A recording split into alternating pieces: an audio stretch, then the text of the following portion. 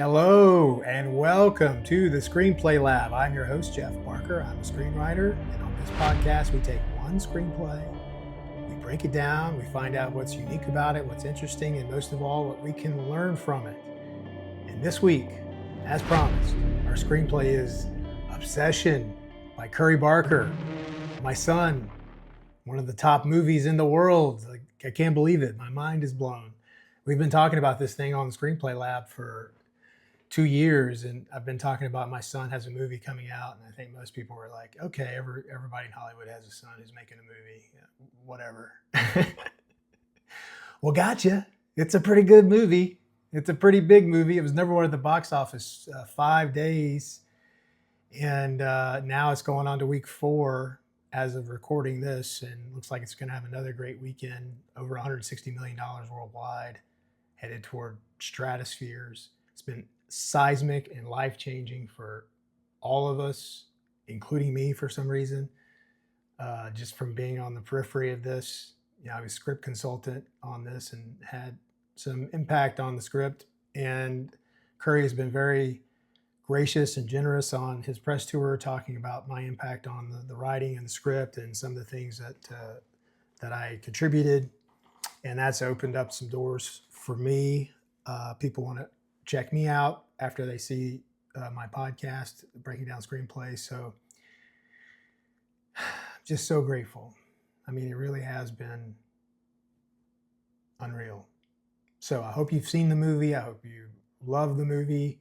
You probably wouldn't be watching this if that weren't the case. So thank you. And tell all your friends. And you already are, because that's why, the first week of this movie was Focus doing a tremendous job of marketing the movie, and also Curry and Cooper's fan base that they built up over an 8-year period, who were just excited to see whatever it is that they made. The combination of those two things had a great first week. But since then, it's been word of mouth. It's been people going to work and going back to their friends and saying, you've got to go see this movie. It's unbelievable. And then they go, and then they tell 10 people. And the social media buzz, which is not, it's totally organic and natural. There are no paid advertisers online to talk about this. But, this, all you see online, it's all I see online, but that's because I'm in what do you call it, like a box where because I'm so interested in it, I just keep getting fed it. But I do know that it's part of the social zeitgeist. It's a cultural moment. I'm just so proud. And most of all, I'm so grateful. So dang grateful. And Curry is too. So breaking down the screenplay is going to be a little different for you and me from what I usually do, because I can't. I've tried. I have a hard time separating myself, as I just have so much emotional connection to the material. And I can remember exactly with each line almost conversations that I've had with Curry about it, what different versions of it were at different times. This script that was leaked is an early script. It's not the earliest, but it is a pretty early script. And I have all the scripts, and I had thought about breaking down the final script and being really cool and showing you guys things that no one else has seen before. But I don't want to do that. I don't want to put something out there that's not already out there. It's not my place. And I probably maybe could ask for permission and do it, but I don't even want to do that. I'm just going to take the script that's out there that got leaked, unfortunately, because really this shouldn't be out yet. But it is out there, and a lot of people have it. And you can go online and get it from many different places. So, it is what it is. So I'm going to take that script. I'm going to break that script down. But I will be talking about things that changed in future drafts. Obviously, things that are different in the movie. I'll also be talking about, just things that happen shooting-wise. And so I'll be able to contribute more than I ever can on other scripts, but at the same time, not as much talking about screenplay style and mechanics. I'll point some things out, but Curry, this is his first feature draft, or feature script, I should say. And you can see some things in here from a early screenwriter, a lot of talent, a lot of voice, but some wordiness and some interiority where maybe it wasn't necessary at times. but it's a tremendous script. And the story is just a banger. And I hope and pray that this script is for your consideration at some point for award season. I think it holds up against other nominees that I've seen in years past. But what I think doesn't matter because one, I'm just a dude, and two, he's my son. So what am I supposed to think? So if you love screenplays or you're a screenwriter and you're interested in screenplays, I'd obviously recommend reading this one. So we're going to go through it word for word, and this is just the first 50 pages, and then I'll do another video for the final 50 pages because it's just too much for me to go through in one setting. The video would be way too long. But I want to try to hit everything and really talk about it for those people who really want to dig deep. And there'll be chapters so you can skip around if you don't want to, hear everything. But all right, so here we go. Obsession by Curry Barker, the only screenwriter that I'm madly in love with. All right, interior, Bear's house, living room, night.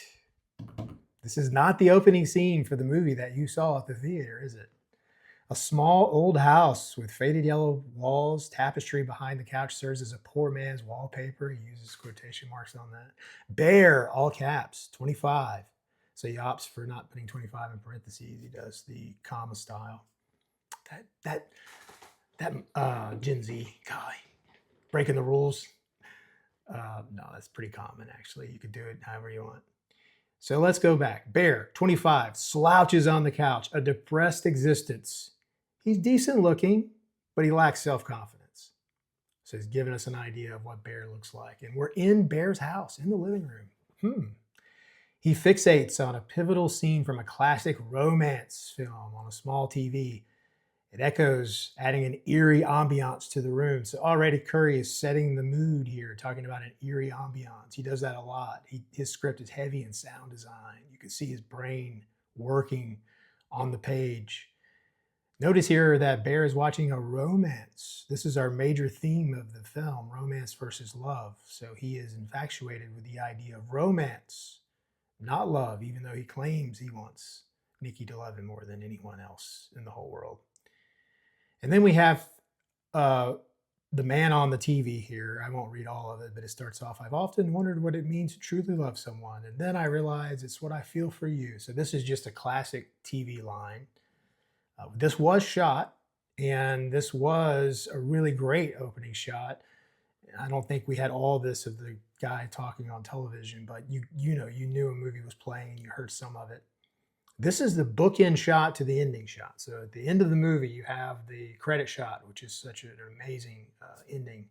And you have the camera is on Nikki. It goes down her body, across the floor to dead Bear, and then up to the television.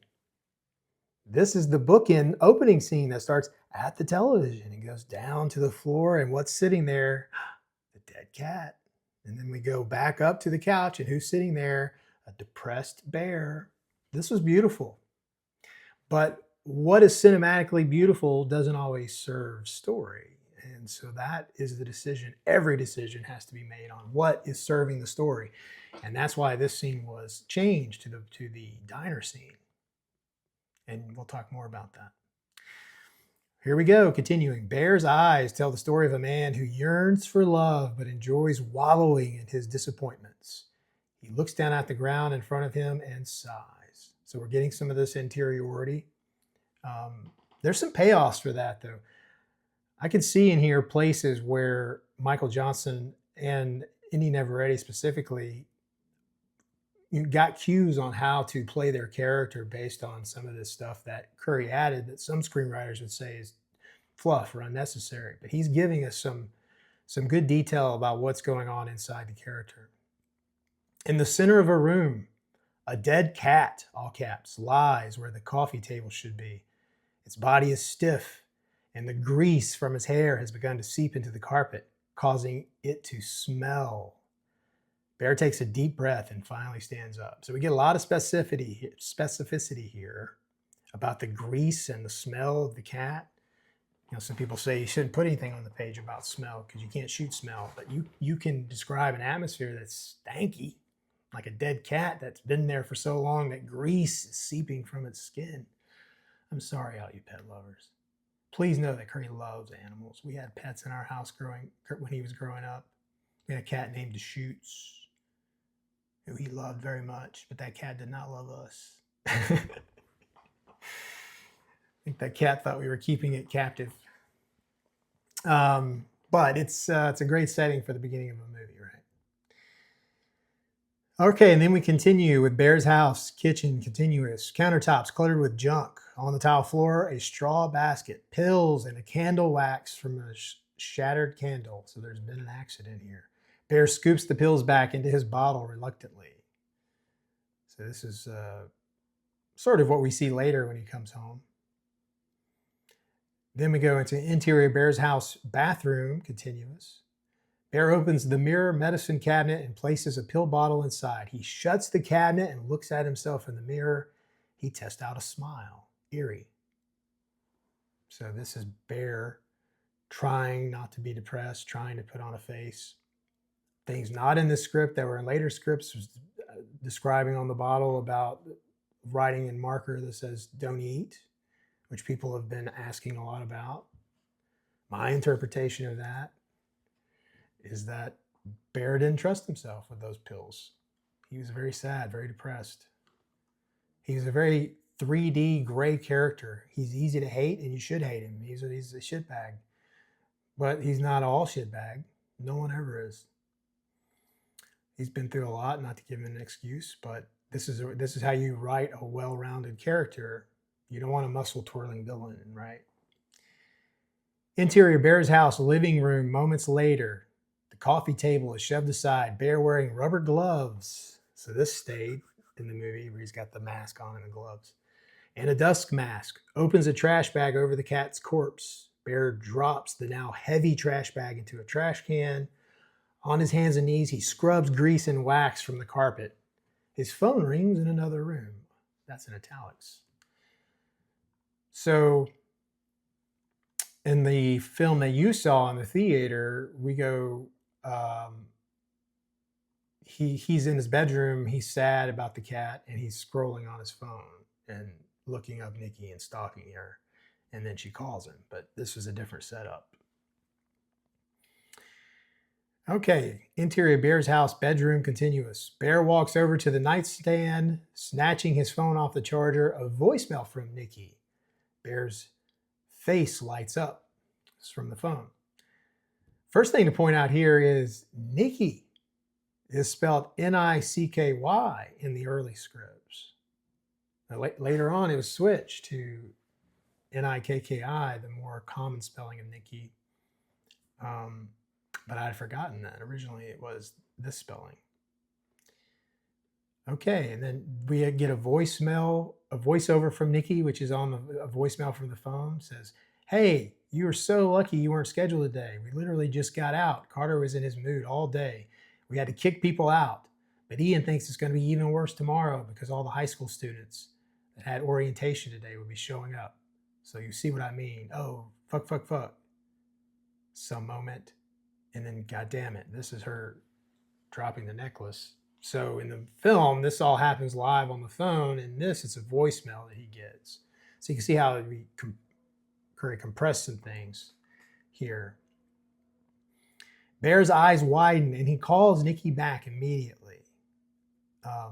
So this was combined into one phone call. Nikki answers, and then she has the voiceover because it's a phone call. "Hey, Bear, what's up?" Bear says, "Hey, are you good?" Nikki, pain, parenthetical. "Yeah, I'm fine." Then laughter. "I bet that was a funny voicemail. I dropped my crystal necklace down the drain while I was talking." Bear says, "Geez. Yeah, so annoying. Did you get it back?" "No, like it's gone. I dropped it down a fucking drain," to herself. "Of all days." Bear, "Damn." Then Nikki says, "Yeah, today's been awful. What time are you showing up tonight? I want to secure the bass clef booth, so I'm going to get there early. I'll see you at 8. And then this is something that had changed in the later scripts. Bear says, "I can meet you early if you want. You don't have to be alone just to secure the spot." So what I'm talking about is changed is that they left out here Bear saying, I don't think I can make it tonight. I got too much going on. I think Curry wanted to add some conflict in the scene. And what we mean by conflict is not like argument or fighting, just some sort of friction. You want each character to have something in its way. And plus, we want to show that Bear is just not a total wuss. But by doing this, he's either playing hard to get, which is weird, or he really is just sad and wants to stay home. But either way, there's a little friction there, so that was added. Then Nikki says, actually, Ian's meeting me early, so I won't be alone. So this is our first mention of Ian. Bear's head tilts up in frustration at the mention of Ian underlined. So we learn, oh, that must be significant. You may not catch that in the film right away, but in the script it's there. Bear, and the parenthetical here is hiding his feelings. So Curry wants to be very clear in his writing. And so he puts that as a parenthetical. And it says, okay, cool. I'll probably show up at 8 then, working on some stuff. Nikki says, okay, I'll see. Smash cut to. So we have some editing in here. Interior, Bear's house, bedroom. Moments later, Bear, center screen, illuminated only by a warm lamp. Behind him sits on the edge of the bed, crying. Probably about the cat, or Nikki, or his life. Maybe all of the above. That's a good voice. My boy's got some voice. I like it. Okay, here we go to the crystal shop. Interior crystal shop night. Crystals, watercraft books, and incense. A thrifty mom and pop shop. Bear aimlessly shops wearing an Oxford button-up and khakis. He cleans up nice. More voice. And also, too, Curry doesn't shy away from wardrobe in his script. You know, some people try to not do that. And hardly any of the wardrobes he mentions end up being in the script because Blair's awesome and she had that covered. But he puts it in there. He wants what he has in his mind to show up. All right, Viola off screen. She says, if you need help with anything, let me know. So she's so funny. And I think there was some improvising on the day. And, you know, instead of her being off screen, she was immediately on screen right there. But she's on the phone, distracted, talking to her friend, adding some comedy. And that was really a good choice. Bear says, actually, do you have crystal necklaces? Bear continues to peruse. Viola off screen says, yes, let me show you. So then in the script, this is the first time we see her, but in the movie, we've already seen her. A hipster clerk walks over, Viola, 29, right out of Woodstock. And Viola says, this is all we have. Each of these stones kind of holds their own unique energies and stuff. Like this amethyst is for calmness and clarity, and the rose quartz attracts love and shit. So even going way back several years ago, love and shit was in the script. And Haley just like really delivers that line, makes it so funny. Bear says, wow, thanks. What's one that's like good energy or good vibes? Bear tries to match the clerk's energy. And this is what I was talking about earlier with, you know, some people might say this wouldn't be necessary to write this sort of thing in the screenplay, but this really helped Michael play this line. You could see it in the film where he's like trying to act a certain way, but he's not really pulling it off. But Michael Johnson's such an amazing actor. He can act like he's not acting or act like he's trying to act, and it's all very believable. Viola, that would probably be the cistrine. It's like sunshine in a rock. Okay, cool, thanks. The hipster walks off. Let me know if there's anything else, she says this off screen. Bear scans the crystals, grabbing a few. His eyes shift to a lonely shelf just over to the right. It's aged and out of place. Appearance stands out. The sign reads, and he uses the colon here and the quotation marks, but not the italics this time. So he's not always consistent with what he does for things that are read on screen. But it's clear. The sign reads, grab your one-wish willow. Only a few scattered boxes remain. They're the size of a toothpaste box, featuring a design reminiscent of a classic 1950s toy package. So this is Curry describing what the one-wish willow box looks like perfectly. You could see it. I mean, we all know what it looks like, so it's easy to imagine it. But even reading this script before it was designed by his mom, he and his mom, I could picture it, especially the toothpaste box thing. Bear grabs one. The one wish willow. Now it's in quotation marks and all caps and italicized. So this is important. Bear grabs one. The one wish willow. Spark the middle and break it in half. He flips it over. You only get one wish, so make it count. So this is what's written on the box. Bear smiles. Nikki's going to love this. So that's interesting. So this is some insight that we get here that tells us that Bear did think that Nikki would like this gift. There's a lot of speculation online of like why he went there for a crystal necklace, and that actually would have been a kind gift since her crystal necklace fell into the toilet. Why get this like as a gag gift? That makes no sense. Like, are you just trying to mess with her, or did you really just buy it for you? But this clarifies that because he's kind of dumb, I guess. He really thought she would like this. And maybe she would. Maybe he knows things about Nikki we don't know. Maybe she would think it's funny. But obviously he must have not really thought that because he didn't give it to her. Interior crystal shop, checkout, moments later. Bear approaches Viola. Viola says, no crystal? Bear says, I like this. And that's exactly what he says in the film.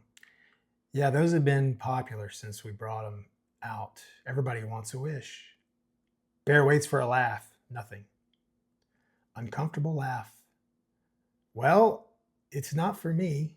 Viola, don't come back here complaining. An awkward beat. Yeah, I wouldn't. What do you mean? People complain about these? Viola, well, they're kind of collectibles. Some people don't open them. The people who open them complain. And then the action line here says nothing more. Curry just using action lines to kind of break up the big chunk of dialogue here. Bear says, because it's a scam, and then Viola cuts him off. Hey man, we're not a scam. I mean, I can hear it so clearly in my head because I've seen the movie 45 times. Bear, confused. I'd forgotten how many parentheticals Curry uses. He uses a lot, doesn't he? No, I mean, why are they mad? Because it doesn't work? And they're like angry at you? Viola, or whatever. A long beat. Bear doesn't get the joke. Bear teasing. Or it works and they ruin their lives? Viola, deadpan. Or they die, or they wish they were dead. So again, with the parenthetical, and that's a good one there, deadpan. Because that's exactly how you're saying the actor would deliver it, and that's how Haley delivered it. Bear laughs, and then Bear nervous. So you could just say Bear laughed nervously, or there was a nervous laugh, or or just put it all into the parenthetical. So it's a lot of extra writing here.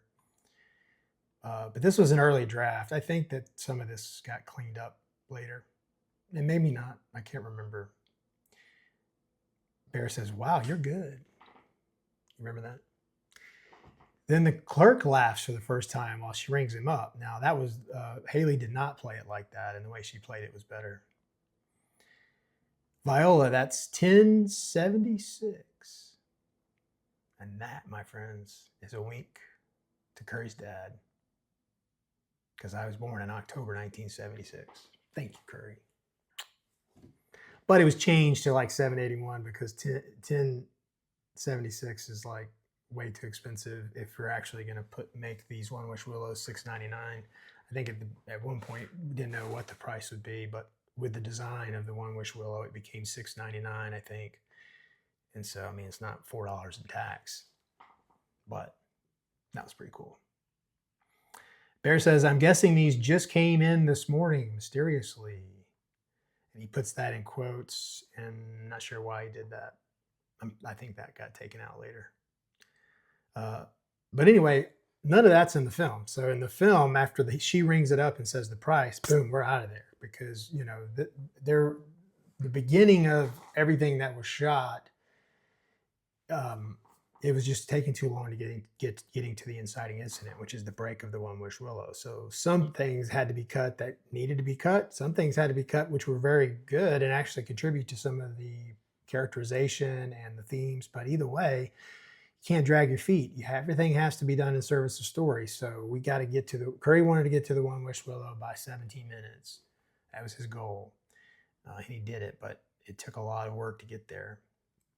So all of this is cut. That is a page, a whole page, because this is like 6/8 of a page, and then this another 2/8 of a page down below it.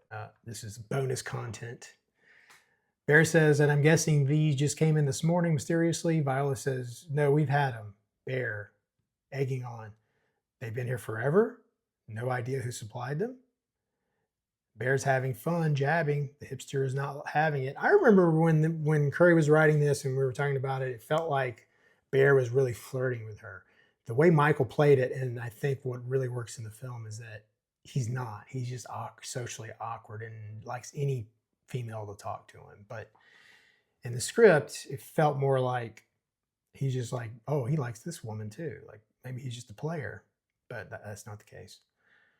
Viola goes on to say, they were recalled in the 80s. We've held on to them. Bear smug. Perfect. Do you want to buy 2? There aren't many left. This was moved up and it was in the script. Bear picks up his bag, walks off. Then Bear says, teasing, and there's the upsell. No, I'm good. Viola says, as you wish. Bear says, she's on fire. Let me guess. Be careful what you wish for. Viola playfully. That's no fun. So you can see the flirt, and that's not what we were going for. Bear turns around to look at the clerk. She smiles very still, eerie. Bear, nervous laughter. All right, you need a raise. So some of that idea about you're good at your job, you need a raise was moved up and trimmed and polished, and it was the whole thing about like leave a review and that stuff. Okay. Now, this entire scene, 3 5/8 of a page here, is not in the film. And this was shot. Some of this was cut in the script before it was shot. So not all of this was shot, but this was how we got what became the opening scene at the diner. So let's go through it. Interior car moving at night.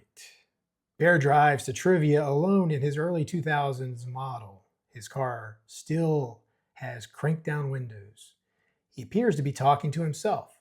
So already Curry is playing with this idea of misdirection, where you think Bear is talking to one person, but he's not. In this case, you think he's talking to himself, like hyping himself up, but he's really not. In the movie, you think he's talking to Nikki, but he's not. He's talking to Ruth, who is played by Chloe Breen. Okay. So I won't read all that, but he's like, I felt for a very long time. I've tried to find the best way to tell you. So he's professing his love for her here.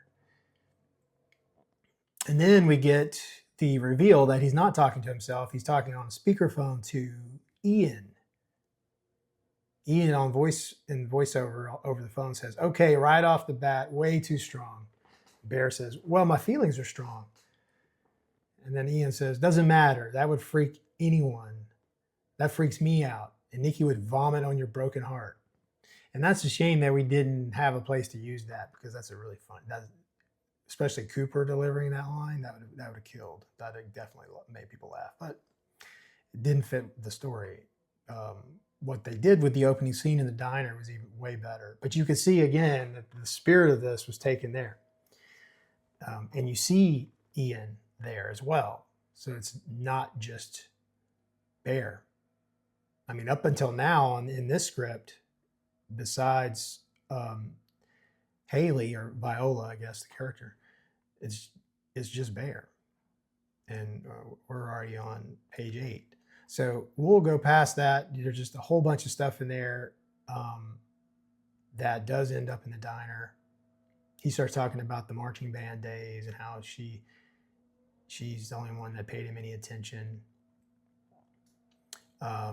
On page 9, I want to point out here the start. This is the start of the cultural meme of one of Cooper's funny headshots that somebody pulled of him making a face, and it's like, I get rock hard for trivia, or people are saying I get rock hard for toasters or whatever. So Cooper's a meme now, but it started here. You can see this is where it started.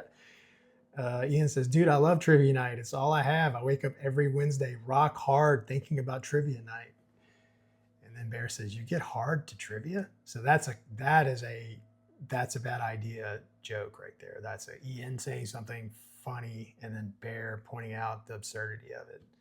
That was not done in the diner because it didn't fit, but you still got the joke. And then I'll skip some of this, but then you can see here that one of the most important parts of this early scene, Ian says, teaser, girls like it when you're joking, mean to them. Bear says, be mean to her? Ian says, voiceover over the phone again, yeah, just be jokingly mean, bring up Freaky Nikki. And then they go into why Bear thinks that's stupid. But yeah, we'll go through that and then down to page 10. It's because it's a lot. And this was always an issue.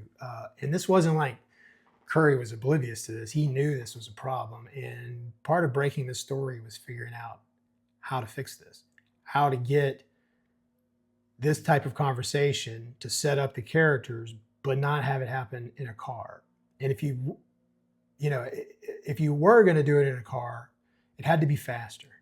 You couldn't be sitting there having a 3-minute conversation while you're driving down the road with just you talking to a phone. That's always a bad idea, especially in the first act of the movie. And so it wasn't like, it was kind of a placeholder until we could figure out how to do it. And Curry figured it out. All right, but then we get to the trivia bar, Barker's Pub. I wish the script said Barker's Pub. I don't even think that the final script says that. I think that was a production design came up with that. And that was pretty cool.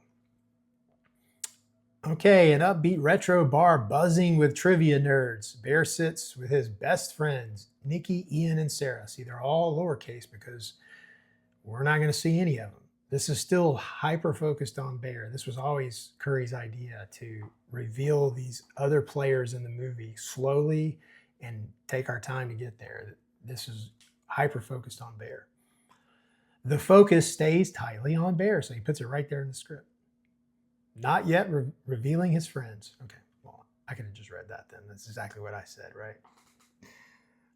And the framing here, I mean, he's describing the framing. He says the focus. He's talking about the camera. And this shot was really cool. They shot this. Not all of this conversation was still in the script when they shot it, but a lot of it was. And it was this long, slow, I actually have a picture of it. I'll put it up.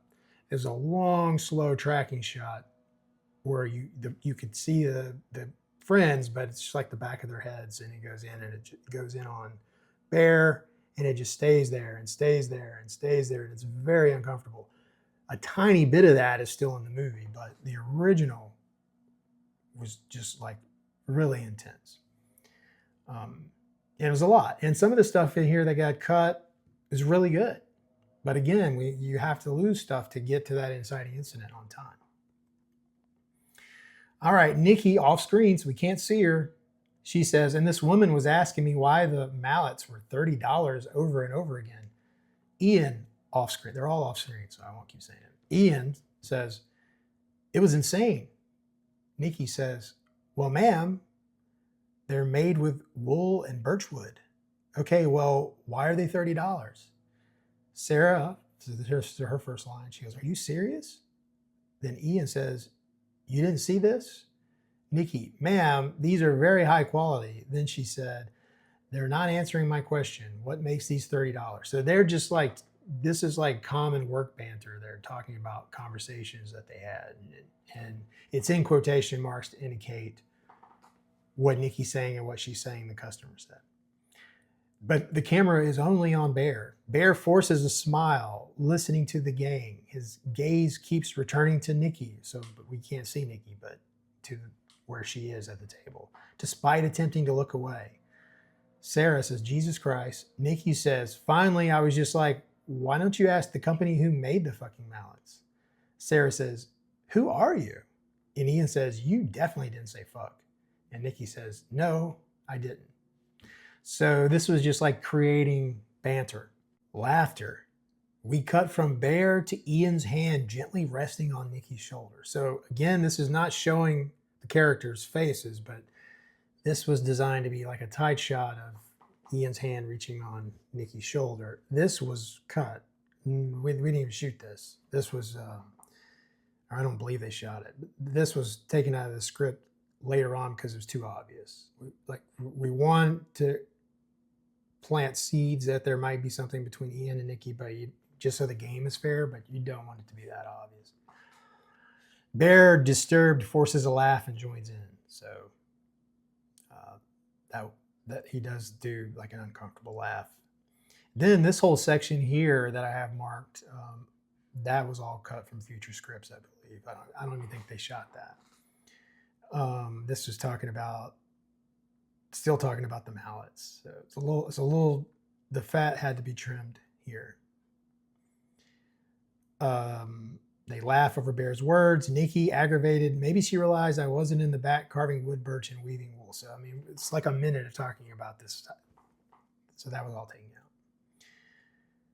And then Sarah off screen teases, and Bear, what did you do all day? So now we get into what was in the film, is where they're asking Bear questions, but anytime he tries to answer, he gets interrupted or people start talking over him. Ian laughs. Bear says, well, actually, and he gets cut off. Ian says off screen to Nikki, next time you should get the gun out of Carter's safe. Okay, so this is planting the gun, which, you know, in the rules of storytelling, if you're going to have something that kills someone later in the story, it has to show up earlier. And this is the gun. And this is actually a less expositional way, a tricky, you know, it's exposition, but this is a trickier way to do it than how it actually ended up in the film. In the film, Ian walks up and he's just like, hey, did you know Carter has a gun in the safe? This is better. This is smoother. But it's only smoother because it works in the context of this conversation. There was no way to work it in at the bar. You could, but then they'd be at the bar for another minute and a half. So for the importance of time, this was transported to the bar and not as smooth, but it works. And even then, most people didn't catch it. Or if they heard it, they thought, oh, that's important, and then they completely forgot about it. So that's good. Sarah says, because here, now this is so obvious. Not only is it a line, but they're going to go on to talk about the gun. So now you're like, oh, shit, this is really serious. Sarah says, Jesus, Ian. Nikki says, there's a gun? Sarah says, Ian, how do you know about the gun? So Sarah already knew about it. Ian says, the other day it was just me and Carter closing, and I had to open the safe. There's a tiny silver revolver in there. See, way too much detail. Way too many, like, blinking lights. Sarah says, yeah, if my dad knew you touched the gun, he'd kill you with it. Nikki says, Sarah, why does your dad have a gun in the store? And then Sarah and Nikki talk over each other, so you got the dual dialogue columns. Maybe to protect your happy ass. Nikki saying this at the same time, I don't like that. Sarah, here we go. Then Nikki, you know you're 30% more likely to die from a gun accident by owning one. Sarah saying, and you're 100% more likely to die in a gunfight without a gun. And then Nikki, aggravated, and how many gunfights have you been in, Sarah? I need to pee. And then she gets up. So it's much better the way it evolved, but this is, again, an early working of it. As Nikki exits, we shift to Sarah, 25, cute, effortless, cool, with a large bass clef tattoo on her left arm and a heart tattoo above her left breast. She's unknowingly sporting a beer mustache. So this was another part joke. It was supposed to be funny, and then also it's a device to show how these characters are cruel to each other. But the setup here is Nikki is drinking beer and she's left with a beer mustache over her lip and she doesn't realize it. So this is interesting. It's almost like fan fiction, isn't it? I mean, it feels like, you know, if you've watched the movie more than once, like, you know these characters and you know the story, and this is like getting another glimpse at them. Okay, and this is something else to talk about. So Sarah to Ian says, okay, Karen, you had to tell her about the gun. I know she's going to make a whole ass deal about it with my dad. Now, this was shot. Um, so the Karen thing, I think Curry put this in here either consciously or subconsciously. I never actually asked him about it, but my wife's name's Karen. His stepmother's Karen, and it is a huge sore to us when people make the Karen joke. Like, it really offends me because my Karen is like sweet as sugar, and everybody acts like Karen is just, it's code for like entitled older lady who's just always putting her nose where it shouldn't be and thinks that she. I get it, but the fact that you've named it Karen, you've basically you're insulting every single person with the name, and there are a lot of people with that name. So anyway, I digress. I have gressed in the other direction. So this was put in here, I think, as a nod to that, but also because you're going to see, like, Sarah has no problem saying it. And Nikki, later on, it is in the movie, when she walks into the music store and the dad says something about a Karen. He's talking about customers that are causing problems. Nikki's like, don't say that.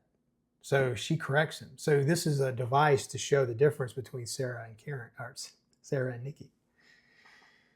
Okay, but we go on. Bear says, why is Nikki acting weird? And Ian says, she had a rough day today, bro. Saw her crying in the break room. Now, again, before I get into this line that I circled, just everybody's off screen now, except for Sarah and Bear, because we've now introduced Sarah. Ian is still off screen. Nikki's still off screen. This is all very purposeful, what Curry is building here, even though this doesn't entirely get done this way. You can see his intention from the very beginning.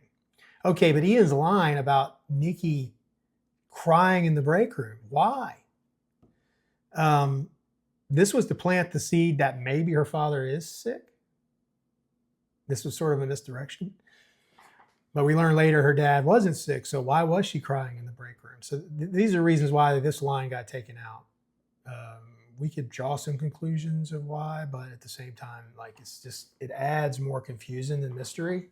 And anytime that's the case, gotta go, baby. Gotta go. We love mystery. No for confusion. Bear says, did you ask her what's wrong? Sarah, sarcastic, says, maybe she realized nobody wants to read her dumb novel. So Sarah comes off a little more not as innocent in the script. But Megan Lawless is just like, I mean, she can act. She can act like this if Curry would have asked her to. But being sweet is a lot easier for her to act because she's so sweet. Anyway, that was silly. I shouldn't have said that. She can do anything.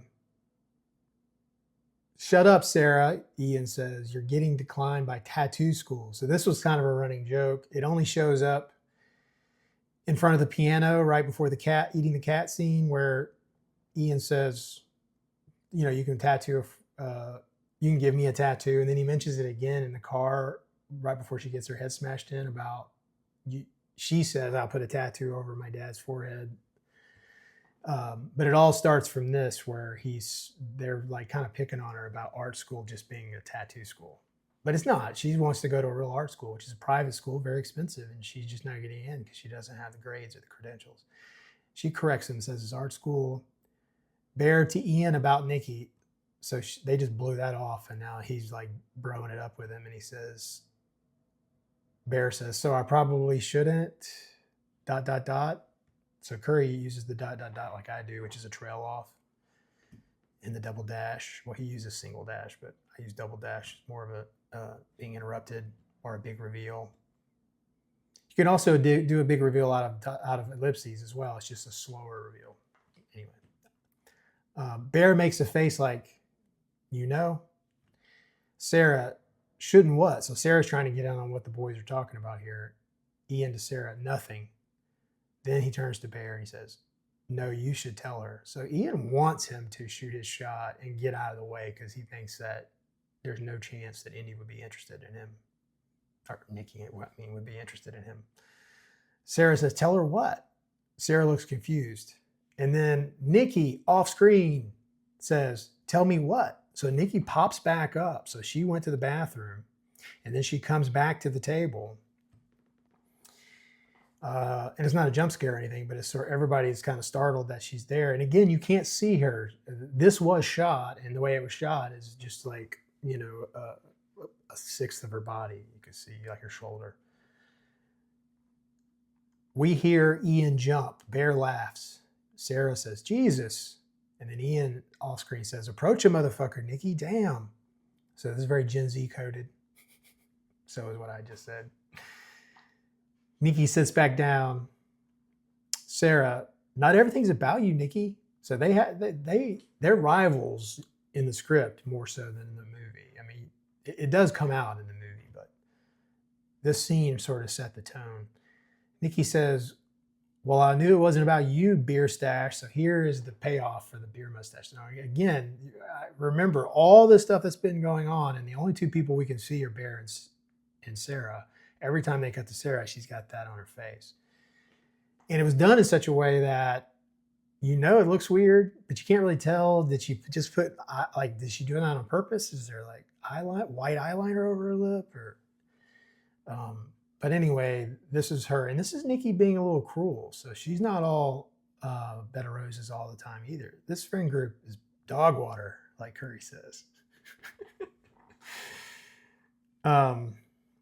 Okay, Sarah shoots a look of embarrassment at Bear as she wipes the beer from her mouth. Ian and Nikki laugh. So Nikki and Ian laugh at her. After Nikki pointed it out, a real friend would have just been like, hey, you got some on your lip. Or like, so, and who does Sarah look at when she's embarrassed? Bear. So this is planting the seed that there's something between them, potentially. So how was your day, Bear? Nikki says off screen. Bear says, I had a shitty day. And Nikki says, wait, didn't you say you had a crazy story? Bear says, oh yeah, I don't know about crazy, just kind of sad. And Nikki said, what happened though? And then he's interrupted by me, the trivia guy, 40s, starts announcing as Bear is about to speak. This is my big Hollywood moment, my first major motion picture role as the voice of the trivia guy. And the way this scene was originally shot, like this, is highlighted everything I said, because what I was saying was constantly cutting them off. It was cool for me. But they moved everything in the movie to the bar. Remember, Nikki goes to the bar to get shots, and Bear goes with her, and then you get some of their relationship, and you see how Bear is like nervous, and he won't really do or say what he should. It's way better than this. But in this rendition that was shot, made Dad look a little better, sound better. You could hear what I was saying, for one. And the trivia was significant to the theme of the story. Bear yells, my cat died. And the trivia guy, me. And as always, if you're new here, the winner of tonight's trivia will win $100 Visa.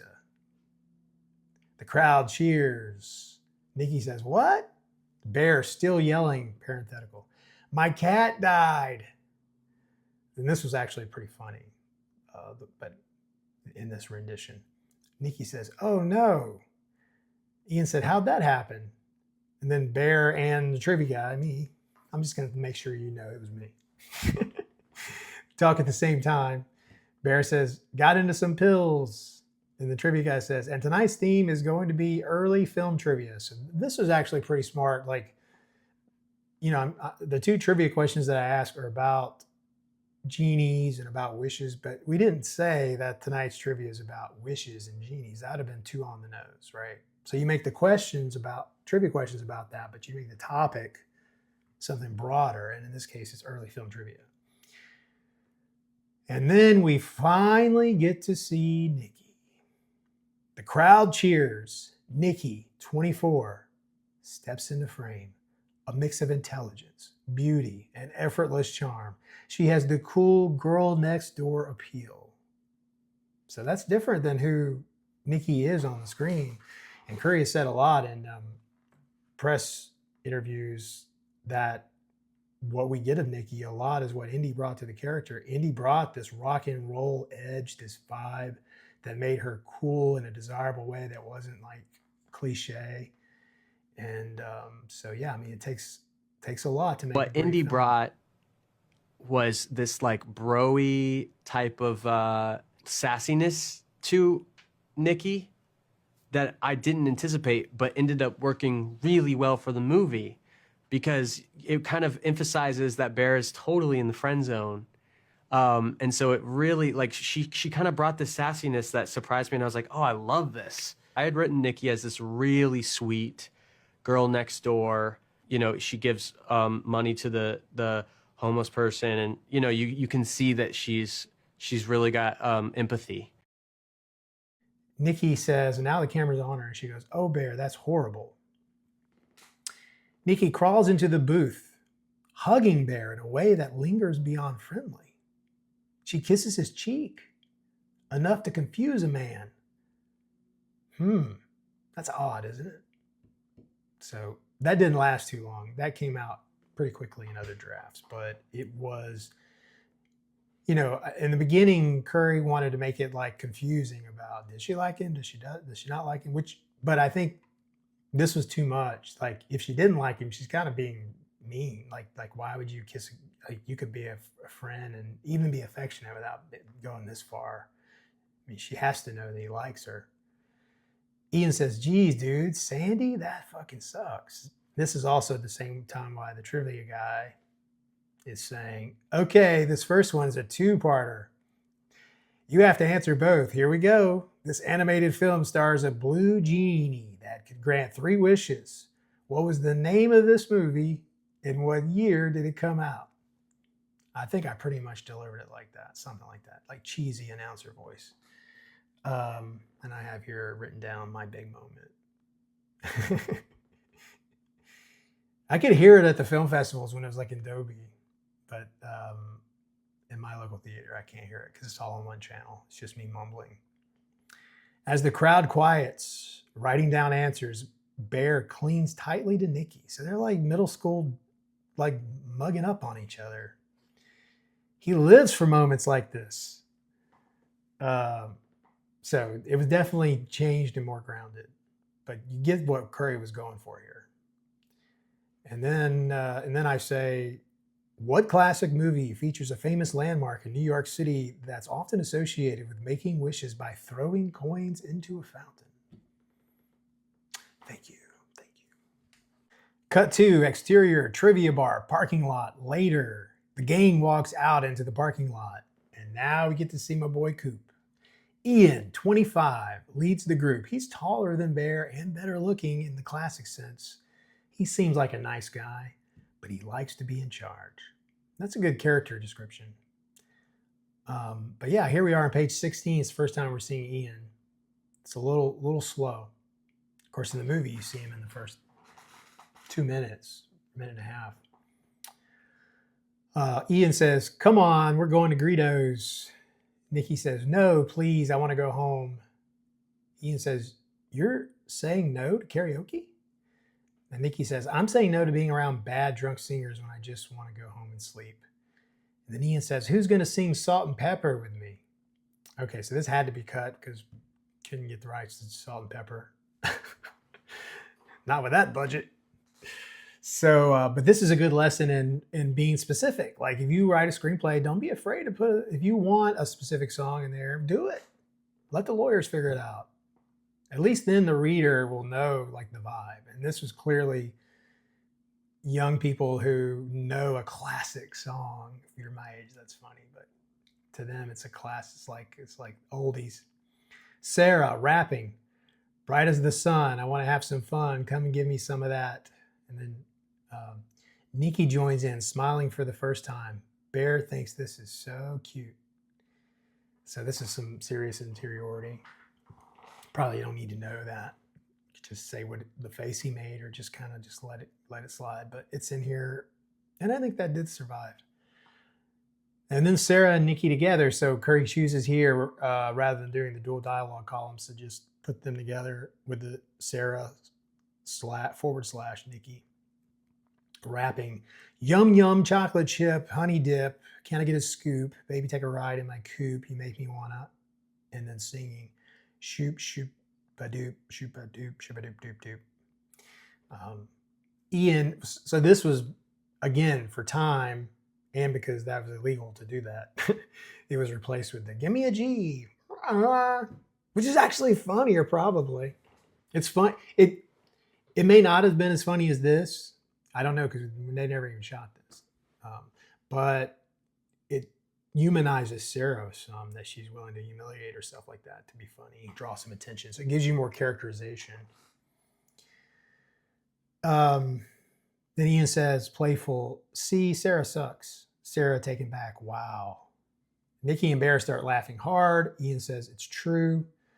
The moment slows down. And this is where, in this draft, the unhoused person is not in here, which later on it gets added into a draft. And then everyone fought like Hades to try to get it out. They didn't like it. And Curry stuck to his guns on it. People were saying, and the funny thing too is the person who's playing the unhoused person is Grayson Shapiro, who's the first AD, and who's just like so funny, but he has like long hair, and it's like pretty easy to just make him look like he was out on the corner and hadn't showered. But anyway, there were a lot of notes of people saying that they thought it was too on the nose. It was obvious that he was trying to make Nikki out to seem nice, and that people would resent it and think it's stupid. And Curry stuck to his guns on it. And I haven't seen, of all these millions of Instagram, TikTok videos, I haven't seen one person mention it at all. So bravo to Curry. And so it does, either it adds something to Nikki's character or it doesn't do anything. I don't know, but it didn't do anything negative. Nikki says, "Ian, I want to go home. I had a long day." Ian says, "My car's headed to Greedo's, Nikki."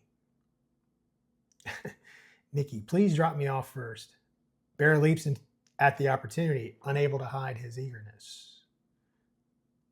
And Bear says, "I can drive you home." Sarah's eyes dart to Bear, filled with disappointment. "Thank you." Ian, knowing look to Bear. But Curry used the heck out of his parentheticals. Again, I don't remember it like this, but. And then Ian says, "There," and then Sarah jumps him, like cuts him off and says, begging, "No, Bear, you have to come." Sarah playfully grabs Bear's arm. Bear says, "Fuck that, I'm too tired."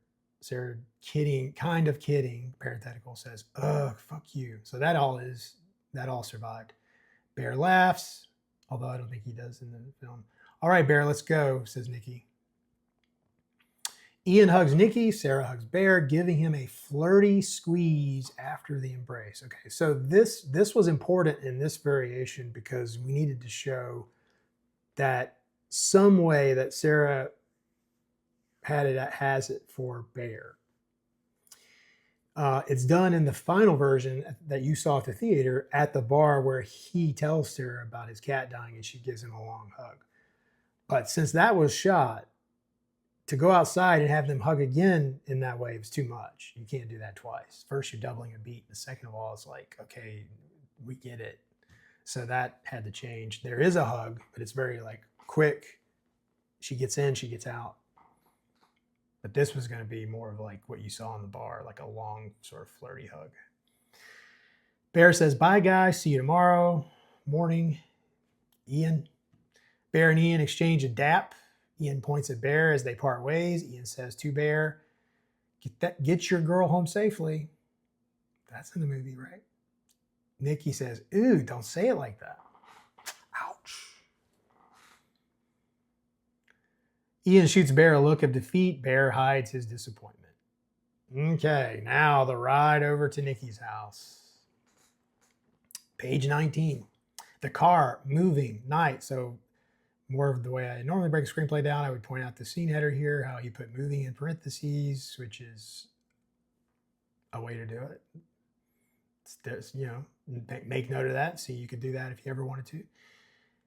Action line says, in the smallness of the car, Nikki's intoxication becomes more obvious. She slurs her words, stares off, and her movements are abrupt. That's a good action paragraph. Nikki says, I'm sorry about your cat, Baron. Bear says, it's okay. I mean, it's not, but I don't think it's hit me yet. Well, you know you can call me when it does. Yeah, I know. Why does he enforce everyone to get so drunk or drink so much? And then there's a beat and Bear thinks about it. I think in the movie, she does ask the question, I think. Maybe. I can't remember. I get it all confused.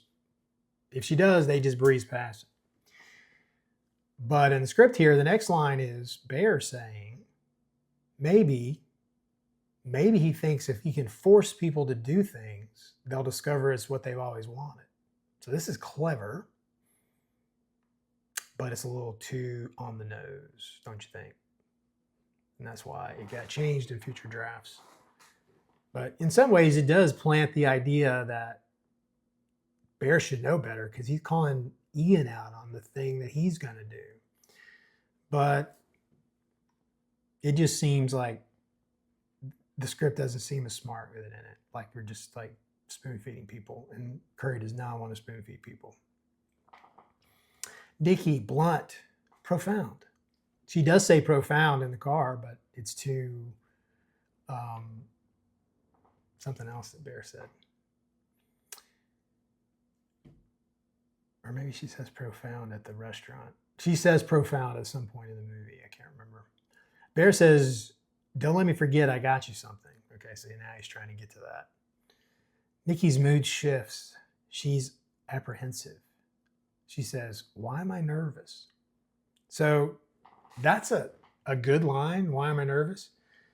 But Indy says, ew, why am I nervous? She takes it to the next level. And by doing that, it really like, ouch. I mean, it makes you realize, okay, Bear needs, like, you can almost be like, okay, Bear, don't give her the gift. Don't do it. She doesn't, you like, you can all, like you want him to shoot his shot, like grow a pair and do something about this. But at the same time, you could be like, the writing's on the wall, dude. Like, she's really not that into you. Now, of course, if all the stuff that was in the script was in the movie, you wouldn't think that because she was like in his lap practically in the bar. But what we have is a much, much, much better version all the way around. Again, this is an early draft. Things changed in the draft. Things changed on the shoot. So if you got multiple changes to get to what you saw in your theater. Bear, disappointed. I don't know. That's an odd reaction. And he does say that, right? Nikki, a quick redirect. Better get ready for tomorrow. Bear, was it really that bad? Nikki says, everyone was so needy. Excuse me, there's a line. We actually just have a question. We're looking for the woodwind mouthpieces. Of course, if you just turn the fuck around, they're right behind you where it says woodwind. So this was Curry early on trying to add more normal conversation instead of just like hitting the important beats. But over time, a lot of this stuff got cut. And then in the editing room, when he edited it himself, he was cutting more and more and more. So in the Anything But Ghost script, which he wrote also with Cooper, so it's not just him, it's, two voices together. It's their voice together. It's a lot more trim and lean. And I think he learned a lot from this whole process with Obsession. And then, of course, Cooper's bringing his skill set as well. They laugh together. Bear charmed by her humor. The conversation feels flirty. Bear awkward. Excuse me, sir, is there a code to the bathroom? And then quotes, because he's like pretending to be someone at the store. No, sir, just walk right the fuck in. So Nikki grabs Bear's knee. What? I forgot that was in there. God, were we annoyed. I mean, she didn't do it in a sexual way. It was like a ha-ha laugh and you touch somebody. But still, in the 90s and 2000s, that was different because everybody was touching everybody. It doesn't make it right. But nowadays, you don't touch another person unless they allow you to, or there's some sort of obvious intent. And these are young Gen Z people, so for her to grab his knee, anyway, I know that got cut. Nikki, God, were we that annoying? Bear, no. Nikki laughs. I refuse to believe we were that annoying. All right, finally, the car pulls into the driveway, a long, uncomfortable beat. Nikki says, I might quit. So now we're getting to the real meat of the conversation. Bear realizing, oh, why? Nikki, I'm just not happy there. Bear says, Bear, parenthetical, he gets it. Yeah. Nikki, I don't feel like I'm getting anywhere. I'm stuck. It's just a job, Nikki. I know, but I want to write. I mean, you are. I feel like I need to make a big change. I'm not feeling love. I need my head in the right place to bring this to life. Then Bear says, love? It's a romance. She says, no, it's not a romance. It's a love story. Bear teasing, isn't that a romance? So this is great. And it's in the film. And then that's it. That's all that's in the film. But now we have this monologue from Nikki that explains the theme of the movie. And I don't think this is too on the nose. I think this actually improves the film if it's in there. But again, it's like you can't have it all if you're trying to get to that breaking that willow in 17 minutes. So it had to go. But maybe if there were something that I'd like to see in a director's cut or something someday, if that ever existed, I'd like the world to see this. Nikki says, I don't think romance is real. I think love is real, but not romance. Romance makes life feel magical, like a movie. Then your parents split, or they're so miserable you wish they would. People start telling you love fades, it's a mirage. They're wrong. Romance fades. Love is a different thing. And that's what I want to write. The good, the bad, the ugly, real shit. So imagine Indy giving that, but it would be great. Bear can't keep his eyes off her. Her emotional intelligence is so attracted to him. Emotional intelligence is in all caps. Nikki says, I don't want to promise anyone anything. I just want to show them what it could be. Again, she's talking about her writing. A long beat. Bear keeps going back to her lips. He aches to kiss her. So this is important in the script. I mean, it might be a bit much, but it's important because it's showing that she's spilling her guts to him. She's telling him, I mean, the difference between love and romance and what it means to her, and that she's willing to quit her job to have some time to get her head right. And he's just like looking at her lips like, man, I just want to kiss this woman. He just wants the romance. Nikki says, is that stupid? Bear startled back to the moment. No, that's incredible. Nikki is embarrassed. You would definitely bring, and then Bear says, you would definitely bring a unique voice to the genre. Nikki giggles. Bear says, I'm serious. I agree. Love has been so overpromised. So this is Bear saying that love's a sham, even though he's going to wish for someone to love him more than anything in the world. Nikki says, yeah. She seems impressed by his compassion and somewhat insulted by his expertise. I like that. That's some good stuff. Then Bear says, is that all that's been bothering you? Nikki gives Bear a look as if she wants to say more. So this is also like a little hint at dad, maybe, but it wasn't necessary in the end, the way everything was shot. You're the only person I can talk to about this stuff. So that was kept in the edit. You are too, Bear says. Even things get crazy at work, you're a good listener. I don't feel like I'm talking to a brick wall. Bear says, yeah. Bear's in his head, trying to figure out what to say to keep this good fortune going. Nikki says, Sarah was asking about you all day today. Bear doesn't like the subject change. Nikki says, how do you feel about that? Bear, disappointed, polite. You want to know if I like Sarah? Nikki, I'm asking you how you feel about Sarah. And if you were to have a crush on her, then that would be how you feel about her. It's one of my favorite lines from Indy. One of many. Bear doesn't respond. And Bear says, I like her as a friend. Nikki says, I figured. God, she's so obvious. Yeah, she is. When I have a crush on a guy, no one knows. It's almost like she's baiting him. Nikki and Bear lock eyes. Is she insinuating something? So here we've got our classic aside. This is taken straight from the Ari Aster playbook, who Curry adores. Ari Aster is the king of the aside, which is, when you ask a question to clarify. And here it is in italics. Is she insinuating something? Bear says, what do you mean? Nikki says, I'm really good at hiding my feelings for someone. And then Nikki says, okay, bye, Bear, thanks.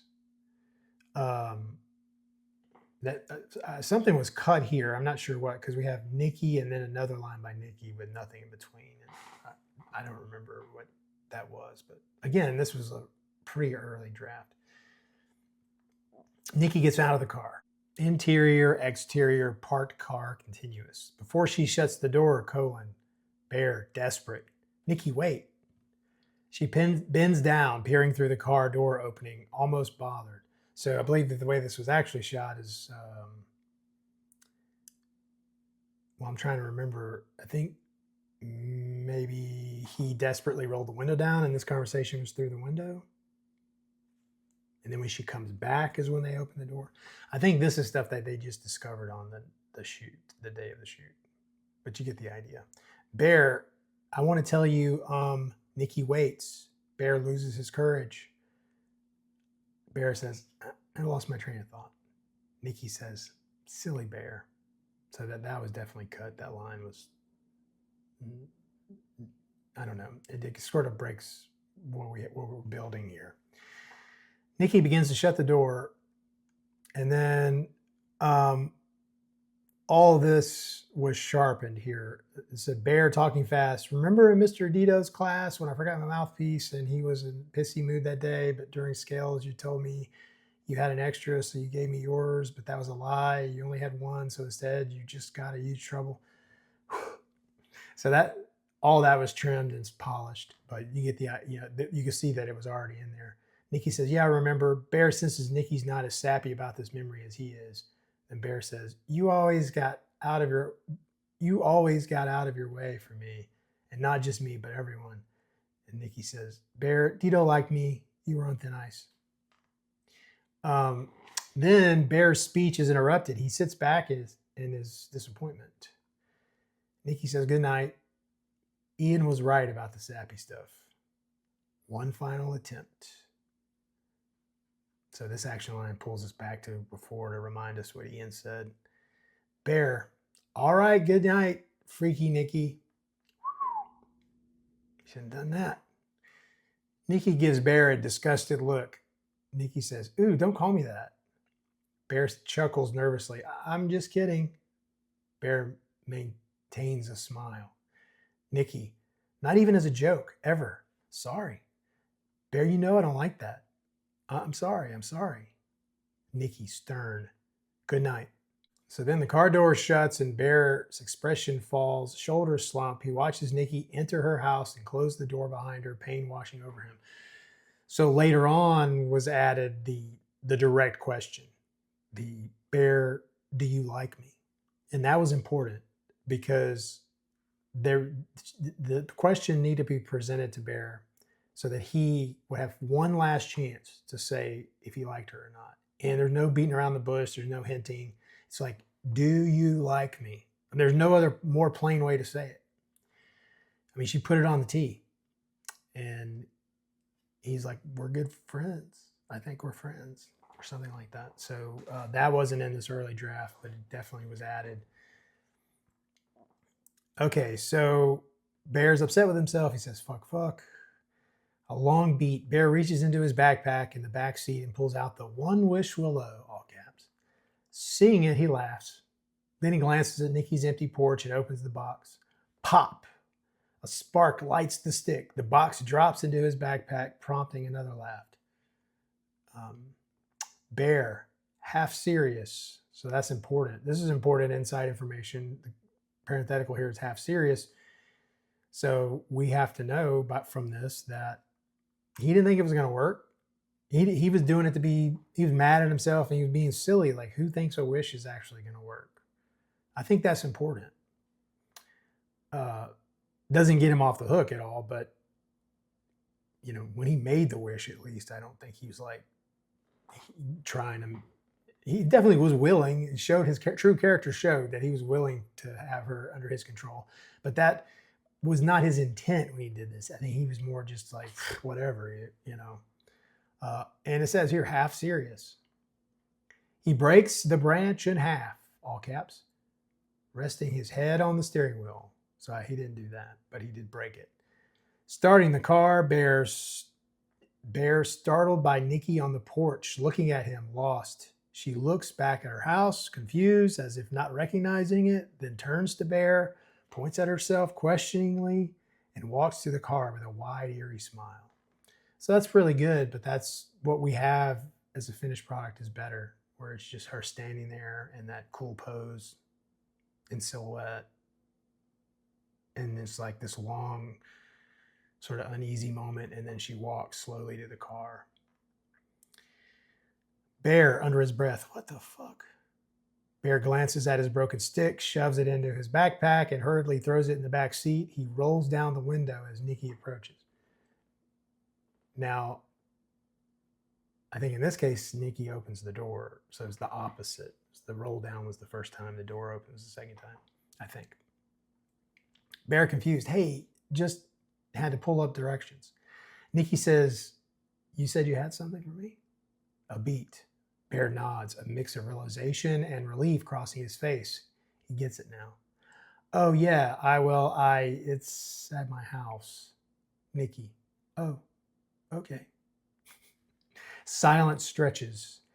Nikki's gaze on Bear is expectant, tapping her fingers on the window frame. Bear, I can bring it to work tomorrow? Okay. Okay, good night. Actually, you could use some company tonight. I mean, I did just lose my cat, Bear. And a lot of people online are confused by this.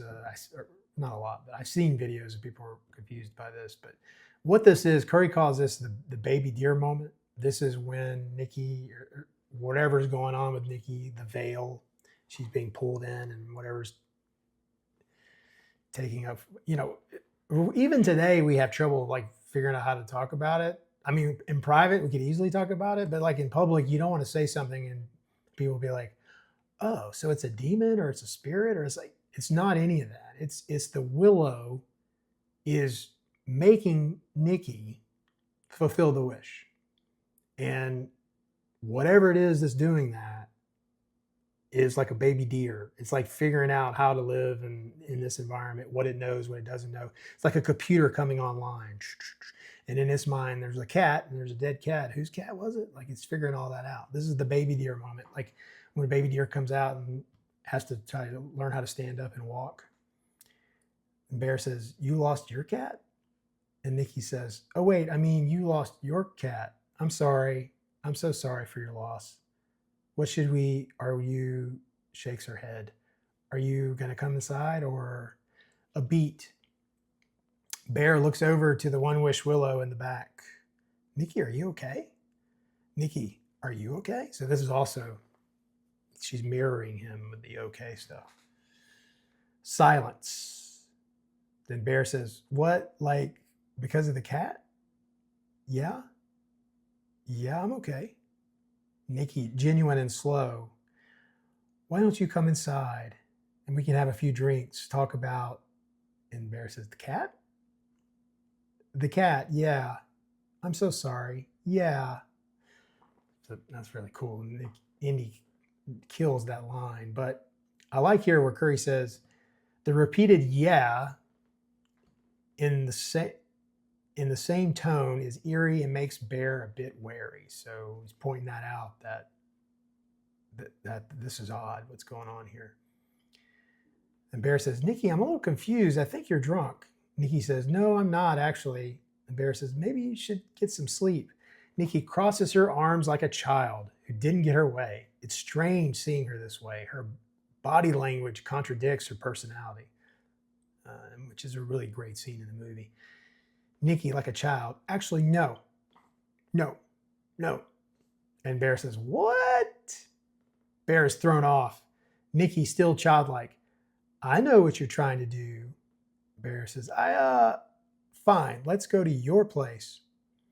Nikki opens the passenger door, sliding into the vehicle. So more physical mechanics were added on the day of the shoot, where she goes around the car and to his side of the car, she takes the bag and all that. But in the script, she's always at the passenger door. And I think that stays all the way through the script. But that was making the scene certainly better.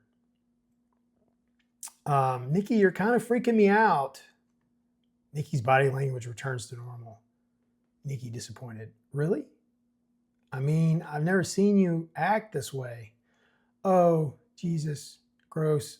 I don't know what's... Trails off.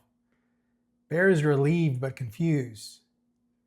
Nikki, I must be pretty fucked up. Bear says, yeah, I know. That's why I think you need water and sleep, you know? Nikki rests her head on the dashboard. Here we go. And closes her eyes, arms dangling by her side, which she does. You can't really see it in this shot because it's very dark and it's kind of tight, but her posture and silence are strange, unpredictable. Nikki takes a deep breath, unsure what to do next. Now, this is the first time on page 28 that we've left Bear's POV and switched to someone else. Up until now, we've been examining this story through a very narrow cylinder, but look at what this says. Nikki takes a deep breath, unsure what to do next. So this is through Nikki. And then we go back. Nikki says, actually, Bear says, what? A beat. Nikki says, my dad's dying. Nikki, no. Leukemia. I don't know that much. Apparently, he hasn't been to work in weeks. My mom called asking me to go see him, so I know it's serious. Okay, so this was cut, and rightfully so. It slowed the pace, and it's just too much information. All we want the reader and the viewer to know is that her dad's dying of cancer. We don't need to know all that other stuff. It just complicates the story. You're on a need-to-know basis, right? Bear says, I'm so sorry. And then she goes on. She goes, it's okay. Honestly, it's okay. I'm actually fine with it. I just needed to. Nikki starts to bawl. It all makes sense now. I took one step into my house and I couldn't. So that we just skipped all that and went to that line. Bear says, no, God, I'm so sorry. Bear doesn't know what to say. He goes, Nikki, he trails off. Nikki falls into Bear's arms weeping. So this was changed pretty early. This was changed. So this is a very early script. Curry decided right away he wanted to keep this scene creepy and not fall into some sort of melodrama like crying into somebody's arms. We don't even want them to touch until they absolutely have to, which is later in the bedroom. Nikki through the tears. It still hurts, you know? Bear's like, no, I know, I'm sure it still hurts. Nikki says, and I can't really afford a plane ticket over there right now. And then Bear says, I could pay for that, Nikki. Which, you know, they all work, they all have the same job, but he must have inherited some of grandmother's money in her house. That's what we always thought. Bear holds Nikki. No. And Bear says, that's okay, Nikki. And Nikki says, and I feel bad. And then Bear says, it's not your fault. No, I feel bad, but I never saw him before. So why would I go see him now, you know? No, that's okay. She calms down a little, a long beat. So all of that had to be taken out. Again, like I said, it's just, you don't need to know all that. And then Nikki says, "Can we go, please?" That's where we pick it up, right? Bear says, "Where do you want to go?" And then it continues where Nikki says, "I just can't sleep in my bed. I don't want to be alone." And then Bear says, yeah, okay. But that was all cut. I think that does stay in the script, but it was cut in the editing. We cut to right after, "Where do you want to go?" And then it's an answer cut where the door opens and we're in a Bear's house. But this is the end of Act 1 on page 30. So you can see how this was a little fat and had to be leaned down to get the structure and the pacing right. And Curry did a great job with that. Okay, here we go into the second act. Interior, Bear's house, living room night. Bear and Nikki walk through the front door. Nikki, looking around, wipes a tear and walks toward the kitchen. Nikki, in awe, "Wow." Bear, "Oh, so yeah, this is it." So dialogue was added here to try to explain why he was in this house. So he says about he inherited it from his grandmother, and that was necessary, and that was added. Because otherwise you'd be, why does this young guy have a house like this? First of all, how can you afford a house in this economy? Second of all, it's got old people stuff in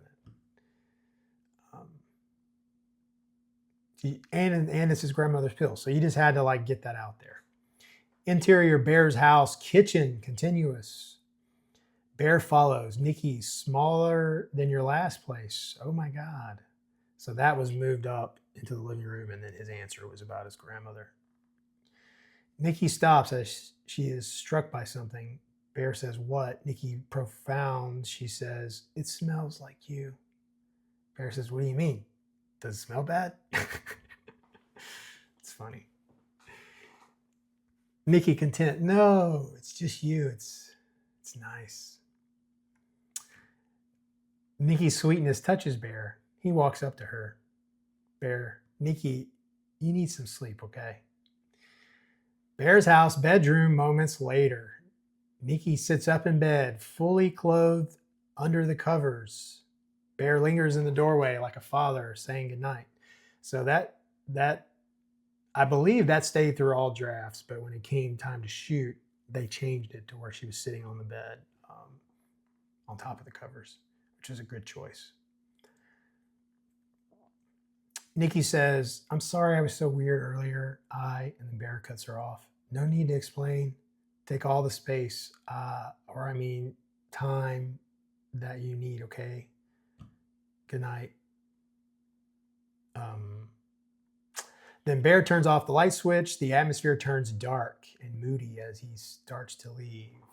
So Curry's always setting the tone with the mood. Nikki says, "Wait." Bear says, "Yeah." Nikki says, "Will you sleep with me?" Bear is troubled by this request. So the way Michael plays it is sort of like I guess troubled's the right word. Like he knows it may not be the right thing to do, but he really kind of wants to do it. And it's like, he also wants to comfort her and he wants what he wants. But Bear says, Nikki says, "Please, I get in my head. I'll stare at the ceiling all night if I'm in here by myself." A beat. Bear says, "Yeah, I can do that." Bear starts to remove his shoes when Nikki begins undressing. He quickly turns away. She continues to remove her shirt and pants in the background. So they nixed the pants, which was good. This is bizarre. Bizarre is in all caps. But he ain't complaining. So that's good voice right there by the writer. Slowly turning back, he sees Nikki giving him a sad smile. He approaches her gently and softly touches her arm. "Bear, are you okay?" Nikki says, "Given the circumstances." Bear hesitates, then sits beside her on the bed, cautious and uncertain of the limits. He's taken aback when she lays her head on his shoulder. And if you ask Curry, when he first started thinking of this idea, what's the first image he ever had in his head? It was this right here. It was this image of this guy being in his bedroom on his bed and this girl of his dreams that he's always wanted resting her head on his shoulder. That was the beginning seed of all of this. Nikki said, I needed this. Bear skeptical. Really? Nikki, yeah. Bear wants to ask why, but he doesn't. So again, this is like a lot of interiority, but I think it does help the actors. You know, Michael plays this beautifully, and I think seeing this helped him. He was like very clear of what Curry was wanting. Bear says, I'm sorry. Then he builds the courage to put his arm around her, which I don't think he did that. Maybe he put lower, I don't know. I don't think so. But Nikki says, I'm sorry about your cat. Bear remembering, oh my God, are you kidding? And then Nikki says, it still matters. This was changed later on, that best for him to also recognize her situation and once again bring up the dad. We want to keep bringing up the dad because this is the key in the restaurant when Ian tells him, the dad's not sick and all that. Like, we got to hit that a couple of times so it's not like, what dad? What are they talking about? So this is, again, an opportunity for Bear to say, you know, you're going through it worse than me. And because we just had that scene, we know what he's talking about. A tear rolls down her face and she softly takes Bear's chin and leans in for a kiss. Bear confused. Wait. Bear is uncertain if her feelings stem from grief or desperation. Yet, gazing into her eyes, he realizes his deep longing for this moment. He succumbs to her kisses, each one intensifying their shared passion. Suddenly, this is the first horror beat of the movie. Nikki opens her eyes to find herself kissing Bear. She recoils in shock, pushing him away with terror in her eyes. All caps. Nikki, Bear. Bear, equally confused, is taken back. Bear, what? Nikki, very quickly, composes herself. Nikki leaning back. Oh my God, I'm so sorry. Bear, you kissed me. I know, I'm so sorry. Can we just sleep? What the fuck was that? I don't know, I'm sorry. No. What the fuck was that, Nikki? I thought I saw something. I don't know. I'm sorry. Bear, you don't have to be sorry. It's just you made me feel like I was doing something you didn't like.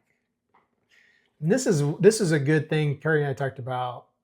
Well, Curry has had his whole life talking about the things that you should never do in a conversation with someone is tell them how they make you feel or telling them what they should do.